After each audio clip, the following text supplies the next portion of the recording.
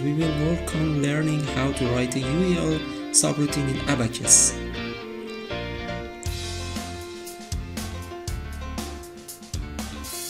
Let's take a look at what you will learn here.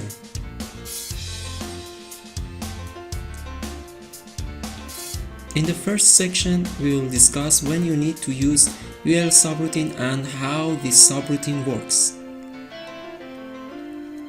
And then in section 2, you will get familiar with UEL subroutine interface,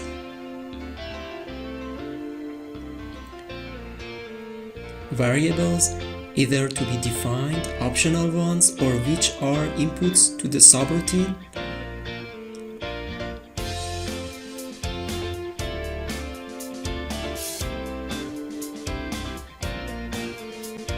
also, all notes required on how writing a UEL will be explained in details.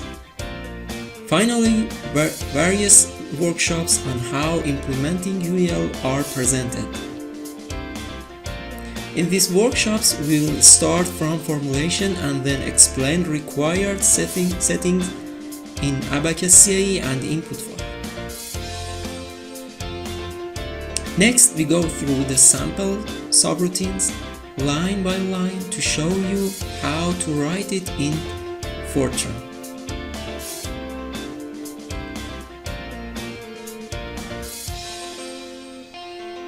To have full use of this package, you may need to be familiar with basic concepts of subroutines in Abaqus or Fortran coding.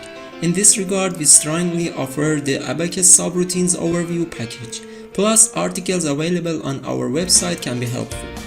When you successfully finish learning the UEL subroutine package and master all this learning material, if you feel more eager for learning UEL subroutine at the top level, try our advanced UEL subroutine in Abaqus package.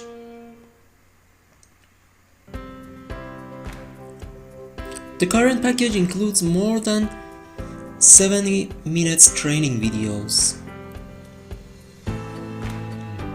several comprehensive practical examples, and all subroutines, Abaqus files, and any other resources used during the training.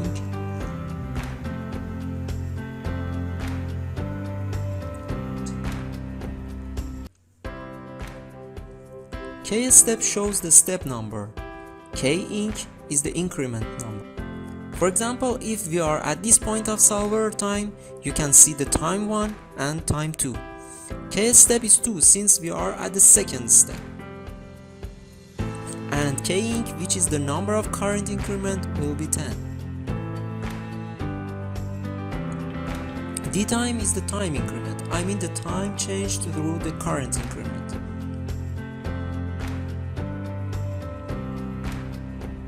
Defined in first line, and in the second data line, first, second, and third direction cosine of the first beam section axis will be defined. The entries on the second data line must be zero. With star node, we specify nodal coordinates. Nodal coordinates given in this option are in the local system. To define node coordinates, we use these data lines. 1. Node number, 2. First coordinates of the node, and 3. Second coordinates of the node.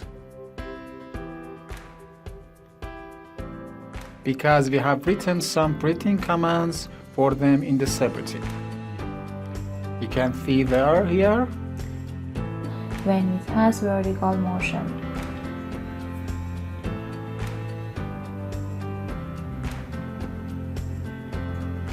Which H1 the internal energy equation, we can achieve this and subroutine model as follows by using probe value tool.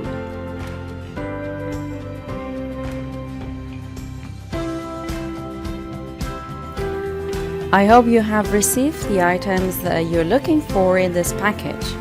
Follow us on our social page and website. Have a nice day. Hope to see you again.